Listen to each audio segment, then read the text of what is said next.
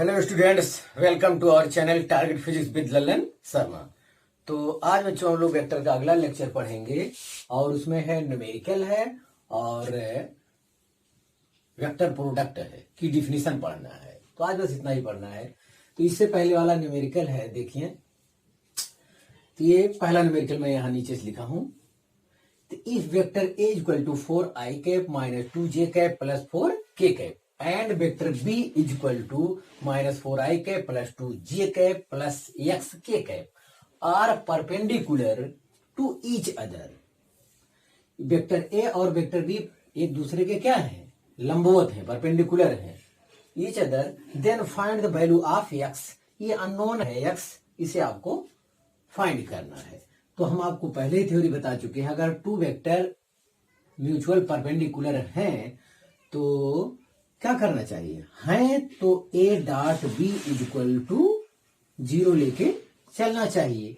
तो a dot b की value रखा जाए 4i cap minus 2j cap plus 4k cap dot minus 4i cap plus 2j cap plus xk cap is equal to 0। तो dot गुणन में आई का आई के साथ होता है, जे का जे के साथ होता है, के का के के साथ होता है। तो 4 इंटू -4 तो -16। फिर है आगे है -2 प्लस 2 तो -4 गुणा करेंगे। आई का आई में, जे का जे में, के का के में गुणा करेंगे। तो I cap dot I cap 1 होता है, J cap dot J cap 1 होता है, के कैप डॉट के कैप 1 होता है। और आई कैप डॉट जे कैप या आई कैप डॉट के कैप ये परपेंडिकुलर होने की वजह से डॉट गुणन इनका 0 होता है। तो ध्यान दें, और 4 इंटू एक्स ये हो जाएगा प्लस 4x इक्वल टू क्या हो जाएगा 0। तो 16 4 minus 20 plus 4x equal to 0। तो 4x equal to 20, x equal to 5। तो ये अननोन वैल्यू जो आपका है वेक्टर बी में x, उसकी वैल्यू हमें प्राप्त करना था। वो कितना आया? 5 आया। तो आप इसे उतार लीजिए।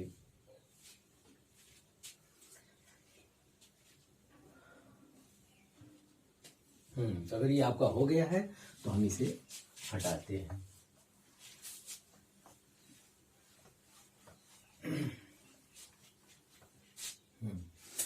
अब दूसरा क्वेश्चन लेते हैं।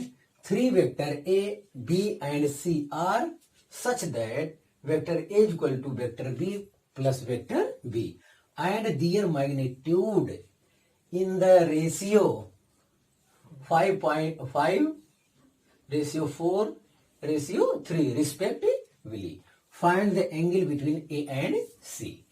तो जो उसमें दिया है मैग्नीट्यूड ए बी सी का मैग्नीट्यूड दिया 5 रेशियो 4 रेशियो 3। तो इसका मतलब है ये ए बराबर हम मान लेंगे ए इक्वल टू आप 5a मान लीजिए। ये रेशियो में है तो कुछ भी हो सकता है, तो एक इसके साथ कोई कांस्टेंट वैल्यू ले लेना चाहिए। और ए इक्वल टू इतना हो गया और बी इक्वल टू कितना आएगा 4a हो जाएगा and C equal to 3a। मतलब ये गिवन है, दिया गया है। तो ए अपने मन से कांस्टेंट कोई लगा लीजिए, ये हमको मालूम है। अब हमको जो जानकारी है जो हमारे हेल्प के लिए दिया है, vector A equal to vector B plus vector c दिया गया है, ये दिया है। तो आज से आपको ध्यान देना है, find angle between A vector and C vector. जिन दो वेक्टरों के बीच आपको एंगल ज्ञात करना हो, बुक में बहुत सारे न्यूमेरिकल दिए हैं। इस टाइप के सवाल हल करने के लिए एक चीज विशेष ध्यान दें, तो जिन दो के बीच एंगल चाहिए उनको आपको एक तरफ कर लेना चाहिए, उनको आपको एक तरफ कर लेना चाहिए। तो ए और सी के बीच एंगल चाहिए, जिनके बीच एंगल चाहिए उनको एक साइड करो। तो vector A minus vector C equal to vector b. बस इतना करने के बाद इस टाइप का कोई भी न्यूमेरिकल हो, जिन दो वेक्टरों के बीच आपको एंगल चाहिए उनको एक साइड करना चाहिए। ये सवाल हल करने का तरीका है, एक साइड करना चाहिए, उसके बाद सेल्फ स्केलर प्रोडक्ट कर देना चाहिए। तो taking self scalar product on both side. taking self scalar product on both side.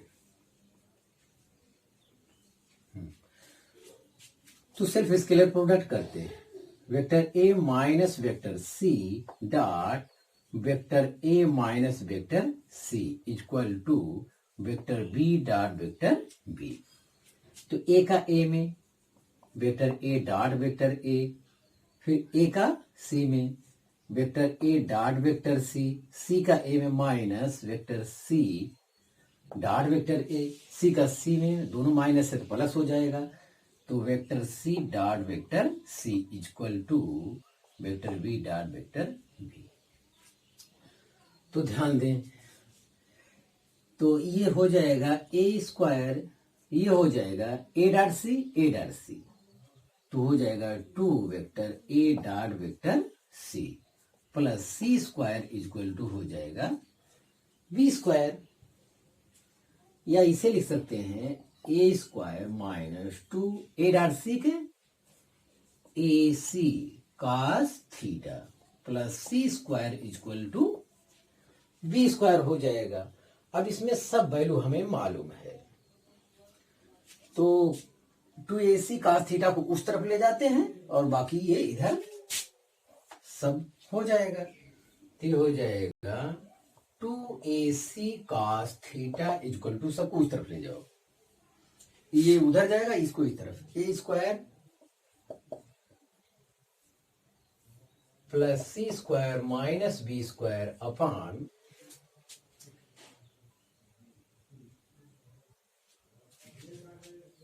Sorry तो ये चीज आया। तो 2ac cos थीटा उस तरफ ले आओगे तो a square plus C square minus B square बराबर 2ac cos थीटा। तो cos theta equal to a square plus C square minus B square upon 2ac। तो इसका इस टाइप के फार्मूले जो इतना लंबा सेल्फ स्केलर प्रोडक्ट करने पर हमको वैल्यू आएगी, हम आगे इसका डेरिवेशन कर देंगे तो डायरेक्ट ये फार्मूला हमको पता चल जाएगा। तो बहरहाल एक तरीका यहाँ है डॉट प्रोडक्ट का, एक तरीका आगे हम डेरिवेशन इस फार्मूले करेंगे। तो इस टाइप से तीनों आर्म्स अगर आपको पता रहेगा तो जो भी आपको कोण चाहिए वो एसी की भी चाहिए तो ये कोण पता चल जाएगा। अब जो वैल्यू आपके पास है वो रखिए, ए है कितना 5a, तो ये हो जाएगा 25a स्क्वायर, सी हमारे पास है 3 का स्क्वायर हो जाएगा 3 का 9a स्क्वायर माइनस बी है, ये हो जाएगा 14a स्क्वायर अपॉन 2a है आपका 5a और c आपका है 3a। ये कैलकुलेशन ही करना है केवल। तो ये 16 को घटाना है तो ऊपर तो हमें लगता है 18a स्क्वायर बच रहा है, तो 25 में से 16 गए 9 होगा और 9 9 18a स्क्वायर। यहाँ देखिए तो यहाँ है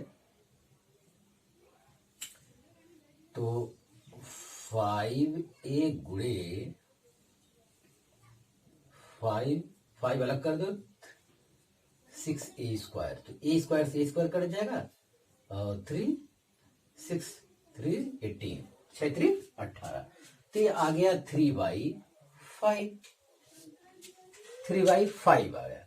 अब 3/5 आया तो इसका एंगल क्या लिखें, तो जिनको एंगल नहीं मालूम है वो थीटा बराबर cos इनवर्स 3/5 लिख दें, तो थीटा बराबर cos इनवर्स 3/5 लिख दें ये चीज। और हमारा बेसिक मैथमेटिक्स 01 का जो लोग वीडियो देखे होंगे उनके लिए ज्ञात एंगल एन भी हम बता चुके हैं।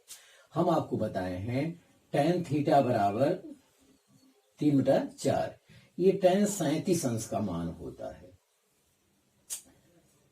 तो यहां देखो तो ये थीटा है तो ये 3/4, tan थीटा बराबर 3/4 कहीं लिखा है तो वो tan 37 अंश का मान होता है।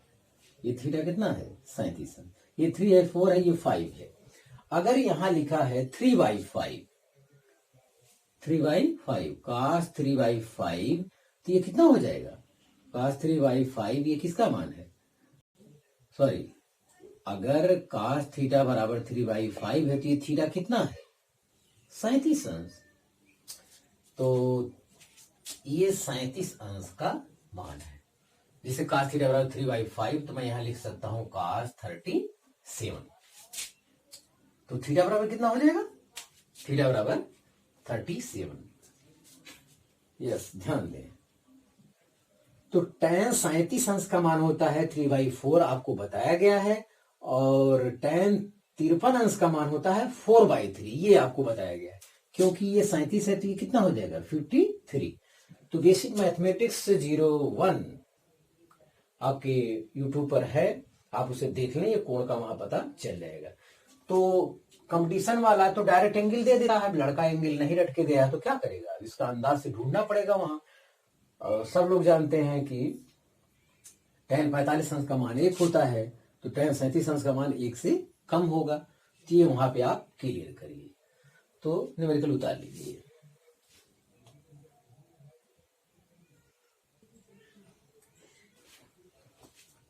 तो हाँ विद्यार्थी देखें, अब 2 न्यूमेरिकल और हम बोर्ड पर लिख चुके हैं, तो इनका हम सोल्यूशन करेंगे। तो ये सब अच्छे सवाल हैं, इस पर गौर करें और इसे पहले स्वयं अध्ययन करें, पहले स्वयं रफ पर हल करें, तब उसके बाद हमारा सोल्यूशन देखें। अदरवाइज आपका बहुत नुकसान हो जाएगा। If vector a cap plus 2b cap, एक वेक्टर ये है, is perpendicular to vector 5a cap minus 4b cap, then find the angle between a cap and b cap. तो ये कह रहा है ये वाला वेक्टर और ये वाला वेक्टर ये परपेंडिकुलर है। तो परपेंडिकुलर है तो हम डॉट गुणन 0 लेकर चलेंगे। तो चलिए 0 करते हैं। तो a cap plus 2b cap dot 5a cap minus 4b cap, ये इक्वल टू 0। ये परपेंडिकुलर है तो कहेंगे कि वेक्टर ये एंड ये वेक्टर आर परपेंडिकुलर। ये परपेंडिकुलर है तो इनका डॉट गुणन क्या होगा? 0 होगा। तो जो स्केलर गुणन की प्रॉपर्टी पढ़ाई गई है, आपसे रिक्वेस्ट है कुछ सफाई से अध्ययन कर ले। हाँ, तो अब डॉट गुणन करते हैं इसका इसमें। तो ध्यान दें, ए कैप एक ऐसा वेक्टर है जिसका मैग्नीट्यूड 1 होता है, बी कैप एक ऐसा वेक्टर है जिसका मैग्नीट्यूड 1 होता है। लेकिन इसका मतलब ये नहीं कि ये वेक्टर नहीं है, इनके बीच का एंगल तब भी निकलेगा। तो ध्यान दें, जैसे आई कैप जे कैप के कैप यूनिट वेक्टर है, वैसे यहाँ ये भी यूनिट वेक्टर है। तो इसका गुणन करिए तो 5 हो जाएगा, A cap dot a cap हो जाएगा, ए का लास्ट इसमें करें minus 4 A cap dot b cap. अब 2 इसका करें प्लस 5 2 जा 10, तो हो जाएगा b cap dot a cap, b का लास्ट में माइनस 2 माइनस 8 हो जाएगा, 4 2 जा 8, तो ये हो जाएगा b cap dot b cap equal to 0। तो ये तो हो जाएगा 5 ए कैप का, ए कैप का मैग्नीट्यूड 1 है। ध्यान दें, ए कैप का मैग्नीट्यूड 1 है, बी कैप का मैग्नीट्यूड कितना है? 1 है, क्योंकि ये यूनिट वेक्टर है तो यूनिट वेक्टर है। तो ये 1 गुणे cos 0 मान 1 होता है, मतलब ये 5 ही आएगा माइनस, और देखें, और ए डॉट बी यहां भी है, b dot a dot b एक ही बात है, ये दोनों एक में कर लेते हैं। तो ये दोनों एक में कर लेंगे तो 10 में से 4 गए 6, वो भी प्लस में आएगा, plus 6 A cap dot b cap, इसको बाद में देखते हैं, माइनस 8 इक्वल टू 0। तो 8 में से 5 गए माइनस 3 होगा, उस तरफ जाएगा प्लस 3, और यहां लिखेंगे 6 ए डॉट बी का स्थान पे a b cos theta equal to कितना आया? 3, या 8 5 घटाएंगे माइनस 3 आएगा, उस तरफ जाएगा प्लस 3। तो ये एक क्यों लिखा है? क्योंकि ए कैप का मैग्नीट्यूड 1 हो, ए डॉट बी बराबर ए बी cos थीटा होता है, ए बी दोनों मैग्नीट्यूड 1 है, और उनके बीच का एंगल कितना होगा, थीटा। तो ये cos थीटा 3/6 यानी 1/2 होगा, और 1/2 ये cos 60 का मान है। तो थीटा इक्वल टू कितना आया, 60 डिग्री। जिनको एंगल का ज्ञान नहीं है वो बेसिक मैथमेटिक्स 02, 03 ये सब देख लें, उसमें सब प्रकार से डेरिवेशन करके निगमन दिया हुआ है। तो ये आपका सवाल हुआ, ये हमसे पूछ रहा था ए कैप और बी कैप के बीच का एंगल। तो सवाल में क्वालिटी है, ये कैप बी कैप की वजह से लड़के परेशान होते हैं, तो फिर भी वहां से सफाई से ये हल हो जाएगा। आप इसे उतारिए।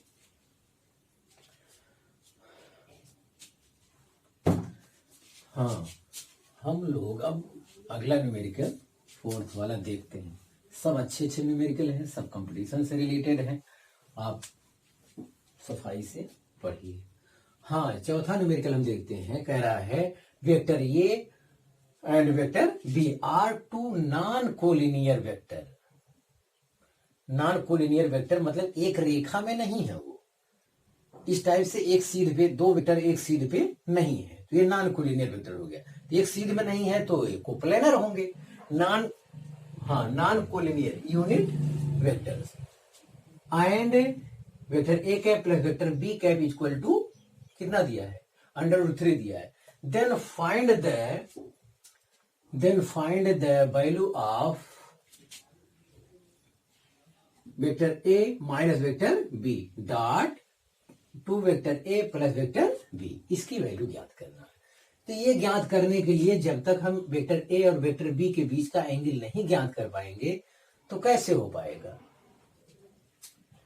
तो ये कह रहा है वेक्टर ए कैप और vector b cap non collinear unit vector है, मतलब यहां भी जो ए बी का मैग्नीट्यूड है गिवन जो हमको दिया है वेक्टर ए और vector B equal to magnitude क्या कह रहा है, यूनिट वेक्टर्स है a b non collinear. Non collinear मतलब एक सीध में नहीं है, ये इस टाइप से नहीं है, इस टाइप से नहीं है तो कोप्लेनर होंगे, क्योंकि दो वेक्टर ऑलवेज कोप्लेनर वेक्टर होते हैं, ध्यान दें। तो चलिए देखते हैं। तो mod vector a plus vector B equal to √3 होता है। इसका मैग्नीट्यूड लेंगे, इसका मैग्नीट्यूड तो ये हो जाएगा कितना, A square plus B square plus 2ab cos theta equal to √3। और ए बी आपको मालूम है कितना है, सब एक है, तो ये रखिए अंडर में, या दोनों तरफ का अंडर अब हटा दीजिए, तो 1 वर्ग प्लस 1 वर्ग प्लस 2 गुणे 1 गुणे 1 गुणे cos theta equal to 3। Squaring on both side, दोनों तरफ का स्क्वायरिंग करने पर तो इस रूट हट जाएगा। कितना आया, तो 1 1 2, यहाँ आ रहा है ओनली 2 cos थीटा, ये आया 1 स्क्वायर प्लस 1 स्क्वायर 1 1 2, उस तरफ जाएगा 3 - 2 कितना आएगा 1, तो ये cos थीटा इक्वल टू 1/2 हम जानते हैं ये cos 60 का मान है, तो थीटा इक्वल टू 60 डिग्री। तो वेक्टर ए और वेक्टर बी के बीच का एंगल हमें इसकी सहायता से पता चल गया। अब इनका हम डॉट गुणन करेंगे तो हमें इसकी वैल्यू प्राप्त होगी, वो सफाई से देखें। Vector A minus vector B dot two vector a plus vector B, तो इनका हम लोग करेंगे डॉट गुणन। तो ए का ए में करिए, 2 vector A dot vector a, और ए का बी में प्लस वेक्टर ए डॉट वेक्टर बी, बी का इसमें तो हो जाएगा -2 वेक्टर ए डॉट वेक्टर बी, और बी का फिर बी में minus vector B dot vector B. तो ये हो जाएगा तो 2a स्क्वायर, ये 2a डॉट बी में से एक a डॉट बी घटेगा -2 माइनस a डॉट बी ही केवल बचेगा, a डॉट बी ही केवल बचेगा, ये हो जाएगा -b स्क्वायर, ए मैग्नीट्यूड या पूरा लिख लो 2a square minus a dot b equal to ab cos theta minus b square. अब सब वैल्यू लिख दो, क्योंकि ए बी मैग्नीट्यूड जो इसका है वो सब क्या है, एक है, एक का वर्ग मतलब 2 × 1 वर्ग माइनस 1 गुणे 1 और cos थीटा बराबर कितना 60 माइनस बी स्क्वायर मतलब 1 की स्क्वायर इतना आया। तो ये हो गया 2 माइनस का 60 मान 1/2 माइनस 1 इतना आ रहा है। का 60 की वैल्यू 1/2 होती है, रखा गया है 1 है, तो 2 में से 1 गया 1, तो 1 माइनस 1/2 इक्वल टू कितना आया 1/2। तो इसका जो वैल्यू आया a minus b dot 2a cap 2a vector plus b vector का जो वैल्यू आया, तो ये कह रहा है then find the value of इतना डॉट इतना। तो इसकी सहायता से हमारा वैल्यू 1/2 आया। अगर कोई कैलकुलेशन में कहीं कोई गड़बड़ी नहीं है तो ये आंसर आपका सही होगा। तो आप इसे उतार लीजिए।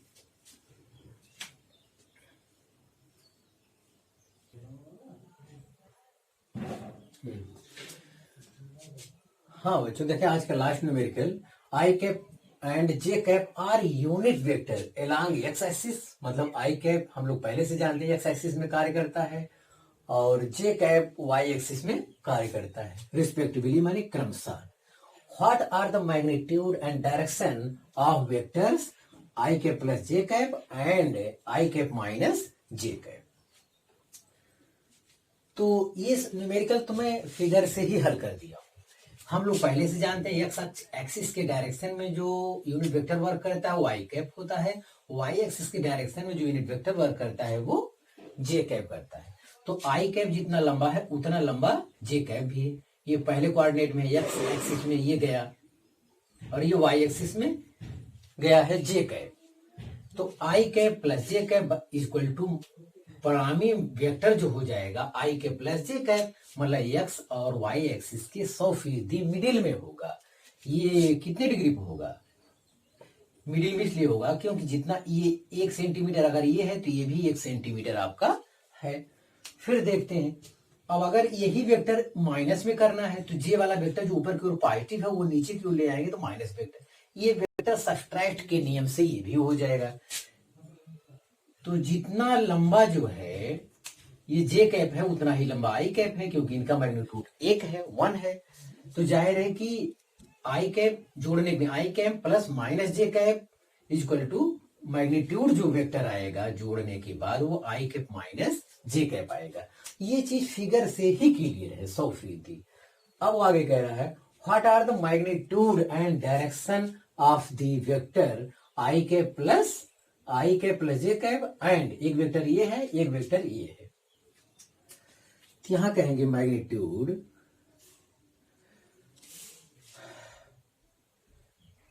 लेट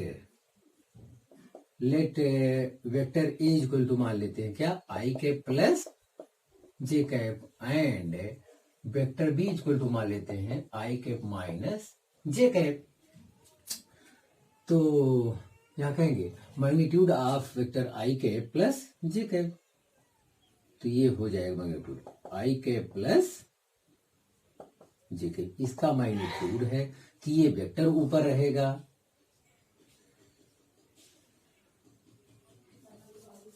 या मैग्नीट्यूड ऑफ वेक्टर ए बराबर होगा vector A upon mod vector ए। तो ए है तो आई के प्लस जे कैप हो जाएगा। मैग्नीट्यूड इसका अंडर रूट में 1 का वर्ग प्लस 1 का वर्ग, ये हो जाएगा आई कैप आई कैप प्लस जे कैप अपॉन अंडर रूट 2। तो इस वेक्टर ए वेक्टर आई के प्लस जे कैप का मैग्नीट्यूड इतना है। ये डायरेक्शन पूछ रहा है तो डायरेक्शन ये फर्स्ट कोऑर्डिनेट में 45 डिग्री पर है। तो इसका डॉट गुणन भी करेंगे तो क्या आएगा, मतलब ये आई के प्लस जे कैप ये फर्स्ट कोऑर्डिनेट पड़ेगा। फर्स्ट कोऑर्डिनेट में जो होता है वो प्लस होता है। तो यस तो यहां कहेंगे डायरेक्शन क्या पता है, डायरेक्शन एंगल से ही पता है। तो क्या कह रहा है डायरेक्शन, तो ये कहेंगे कि एक्स एक्सिस से 45 डिग्री एंगल पर जो इसका डायरेक्शन वर्क करेगा।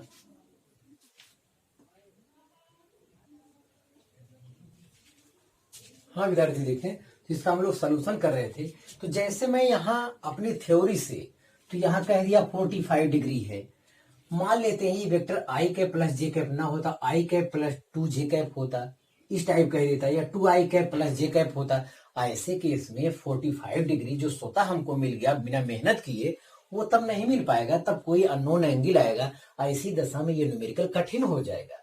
तो आपको ये तरीका भी बताना पड़ेगा 45 कैसे आया। यहाँ तो पता चल जा रहा है क्योंकि आई कैप प्लस जे कैप है, आई कैप माइनस जे कैप है। यहाँ तो 45 पता चल गया कि इसमें इस दिशा में होगा, 45 डिग्री प्लस में होगा, फर्स्ट कोऑर्डिनेट में है, ये सेकंड फोर्थ कोऑर्डिनेट में है, तो ये माइनस 45 डिग्री होगा। तो ये निकालने का तरीका है, एक वेक्टर ये है और एक वेक्टर ये एक्स अक्ष में वेक्टर है आई कैप, और ये वाला वेक्टर है आई कैप प्लस जे कैप। तो इनके बीच एंगल ज्ञात करने के लिए डॉट गुणन करना पड़ेगा। क्या करना पड़ेगा? डॉट गुणन। तो ए का आई कैप, तो इनके बीच का एंगल, तो लेट द वेक्टर आई के प्लस जे के make an angle theta with x axis. तो जाहिर है कि आप कैसे करते हैं, vector A dot vector b upon a b ऐसे करते हैं। तो ए डॉट बी के स्थान पे यहाँ पे ये वेक्टर कौन है? आई के प्लस जे कैप लिखिए। देखिए इसकी हमें कोई आवश्यकता नहीं, मैं फार्मूला इसलिए लिख रहा हूं ताकि आपको भूल ना हो। तो एक वेक्टर ये है और ये वेक्टर ये है, आई कैप डॉट क्या आई कैप अपान इसका मैग्नीट्यूड √2 है और आई कैप का मैग्नीट्यूड 1 है, बस इतना है।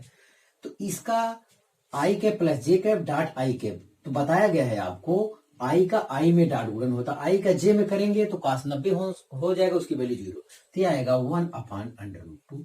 तो cos थीटा बराबर 1 अपान √2 होता है। अब ये है, या तो cos 45 डिग्री का मान होता है और cos माइनस 45 डिग्री, मतलब थीटा बराबर क्या आया है, या तो 45 अंश या माइनस 45 अंश। दोनों में से कौन सही है? दोनों में से कौन सही है? क्योंकि cos 45 अंश का मान भी 1 अपान √2 होता है और cos माइनस 45 डिग्री का मान भी 1/√2 होता है। तो अब यहाँ थ्योरी है, आगे इसकी थ्योरी यहाँ देखिए।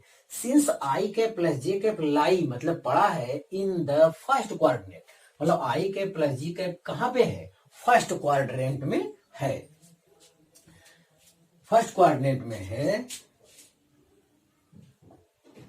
Line first quadrant, then minus 45 degree is क्या? Impossible, impossible. माइनस 45 डिग्री संभव नहीं है, अर्थात थीटा बराबर क्या आएगा? 45 डिग्री। तो ये पहला numerical i cap plus J cap का जो मैग्नीट्यूड और डायरेक्शन चाह रहा था एक्स एक्स के सापेक्ष, what is the magnitude and direction of the vectors I cap plus J, ये वाला वेक्टर और ये वाला वेक्टर, दो वेक्टर है। हाँ, तो इसका मैग्नीट्यूड और डायरेक्शन पता चल गया। इसका मैग्नीट्यूड आया बच्चों आई कैप प्लस जे कैप अपान √2, इसका डायरेक्शन आया 45 डिग्री माइनस 45।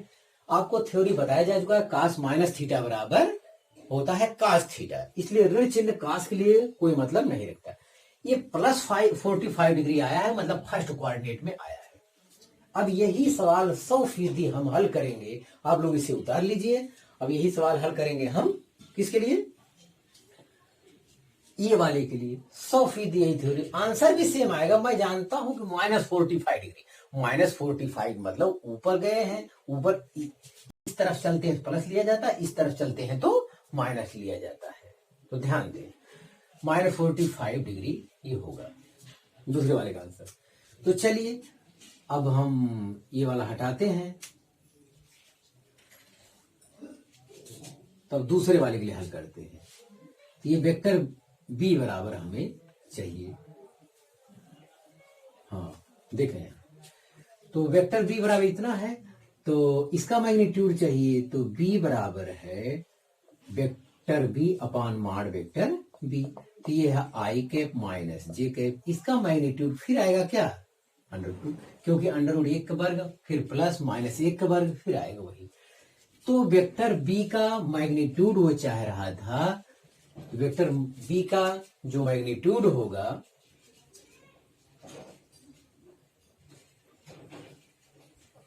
सॉरी गलती हो गई लड़कियों। हाँ इसे देखें तो इसका what are the magnitude and direction of the vector इतना एंड इतना। तो ये गलती हो गया है। इससे पहले वाला भी इस वेक्टर का magnitude I cap plus J cap का मैग्नीट्यूड, यहाँ माइनस ही मैं लिख रहा हूं, अगर गलती हो तो अपना सुधार लीजिए क्योंकि मैं हटा चुका हूं। इसका मैग्नीट्यूड ये होता है, तो एक वर्ग प्लस माइनस एक का वर्ग कितना आया √2। ध्यान दें अगर हम हटा चुके हैं और आई कैप प्लस जे कैप का भी मैग्नीट्यूड कितना आएगा, क्योंकि एक वर्ग प्लस एक वर्ग फिर आएगा 2 आएगा। तो I cap plus J cap हो या आई कैप माइनस जे कैप हो, दोनों का मैग्नीट्यूड कितना आएगा √2। वो तो यूनिट वेक्टर निकाला जाता है इस प्रकार से। तो हमें लगता है हमसे गलती हो गई है, उसे आप सुधार लीजिए पहले वाला जो अभी हम लोग किए हैं। तो इसका magnitude I cap plus J cap, magnitude का मतलब आई के गुणांक का वर्ग प्लस जे के गुणांक का वर्ग, ये कितना आएगा √2 आएगा। आप उसे ध्यान दें, वो तो यूनिट वेक्टर में निकाल दिया था।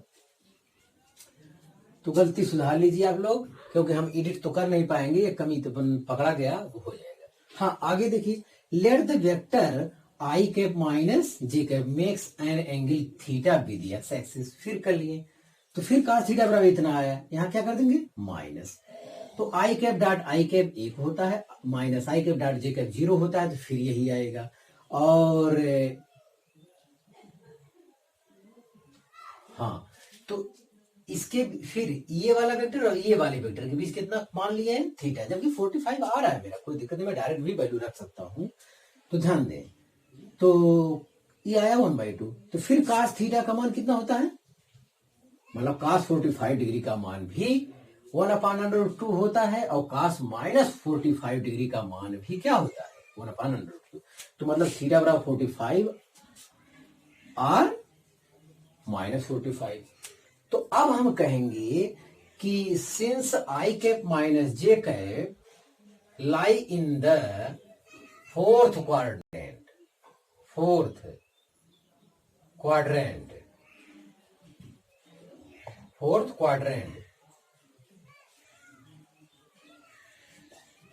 तो I cap minus J cap हम देख रहे हैं lie in the fourth quadrant, then 45 plus 45 degree is impossible, अर्थात थीटा बराबर -45 डिग्री। तो ये सवाल यहाँ पे हमारा हल हो गया विद्यार्थी। तो 5 न्यूमेरिकल केवल हमारे वेक्टर प्रोडक्ट नहीं पढ़ा पाए, वेक्टर प्रोडक्ट अब हम कल ही पढ़ा पाएंगे। तो हम समझते हैं आपको पूरी तरह समझ में आ गया होगा। ये न्यूमेरिकल दोबारा देख लें। इसका मैग्नीट्यूड, किसी वेक्टर का मैग्नीट्यूड निकालने का यही तरीका होता है कि अंडर रूट में आई कैप के मैग्नीट्यूड का स्क्वायर प्लस जे कैप के गुणांक का स्क्वायर प्लस के कैप के गुणांक का स्क्वायर करते हैं, और जो वैल्यू आता है वही हमारा मैग्नीट्यूड हो जाता है। और ये यूनिट वेक्टर निकालने का तरीका है। ए कैप बराबर vector A upon mod vector ए। तो थोड़ा सा गलती हो गया, इसके लिए सॉरी। हाँ बच्चों, आप मेरे से पढ़ाई करते रहें। All the very best.